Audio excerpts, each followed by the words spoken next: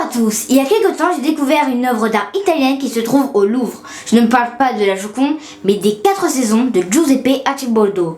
Vous les avez sûrement déjà vus sans les connaître vraiment. Printemps-été mais aussi automne-hiver. Ils ont été créés au XVIe siècle et ont fait la célébrité de leur auteur.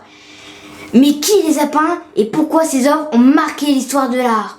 Et si je vous en parlais dans ce cas, commençons.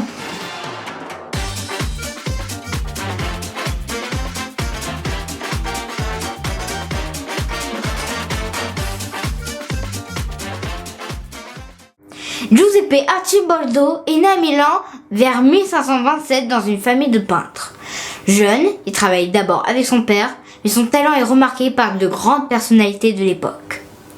À 35 ans, il quitte Milan pour le Saint-Empire. Il se met au service de l'empereur Ferdinand Ier, puis de son fils Maximilien II de Habsbourg.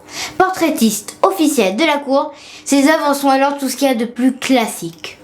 C'est l'année suivante, en 1563, qu'il rejoint le courant artistique maniériste, à la mode chez certains peintres. Auparavant, à la fin de la Renaissance, la représentation du corps humain, la maîtrise de la perspective devait être parfaite. Le maniérisme s'autorise, lui, plus de liberté, laissant plus de place à l'imagination. Quant à la perspective, c'est la technique de dessin qui permet de représenter les 3 dimensions d'un objet: hauteur, largeur, profondeur sur une surface plane. Chez Arcimboldo, cela va passer par une représentation de l'homme jamais vue auparavant. Pour ce faire, il va utiliser le trompe-l'œil. Si on regarde le tableau de près, on voit des fruits, des légumes ou des objets.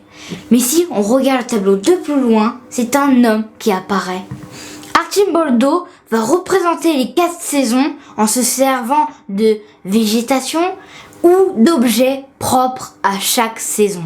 Pour le printemps, nous avons une jeune personne aux joues toutes roses. Elle est constituée de fleurs et légumes de printemps. On trouve par exemple une fleur de lys pour le chignon, des roses pour la joue ou un chou pour l'épaule.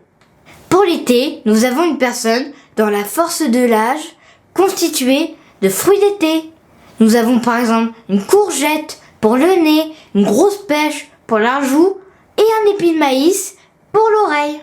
L'automne, c'est la saison des vendanges, la période où l'on récolte le raisin pour en faire du vin.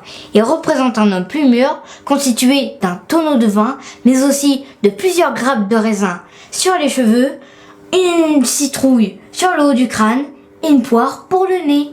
Pour finir, l'hiver représente un vieillard composé d'éléments de saison.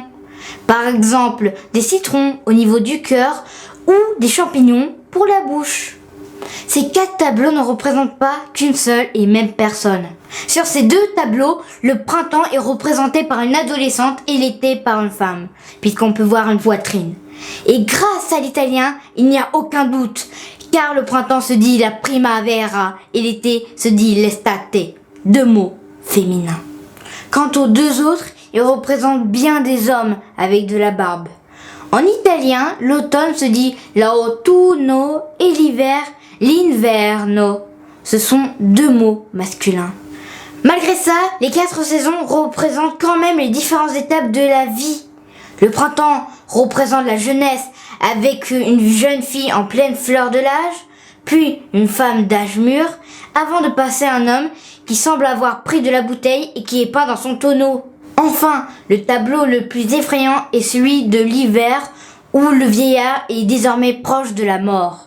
Ces œuvres étaient très modernes pour l'époque d'Arcimboldo. Vous le savez maintenant, c'était la première fois qu'un artiste représentait un personnage composé d'objets divers. Mais certains fruits n'étaient pas familiers pour tous ses contemporains. À cette époque qu'on appelle la Renaissance, l'homme est passionné par les étoiles, les animaux, les plantes, la géographie et la nature. C'est l'époque des grandes explorations. De nouveaux fruits sont découverts et sont ramenés en Europe, comme le maïs et l'artichaut qui viennent des Amériques ou la pêche qui vient de Chine.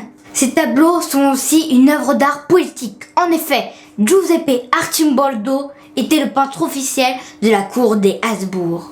Avec les 4 saisons au cycle éternel, Arcimboldo suggère que le règne du Saint-Empire défiera lui aussi le temps.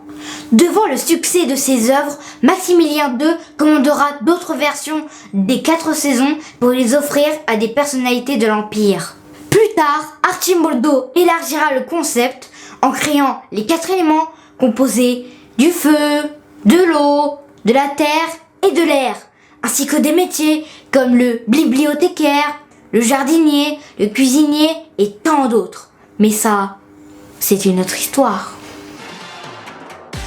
Je vous remercie d'avoir regardé ma vidéo. J'espère qu'elle vous a plu. N'hésitez pas à vous rendre à Paris au musée du Louvre pour admirer les 4 saisons de Giuseppe Arcimboldo.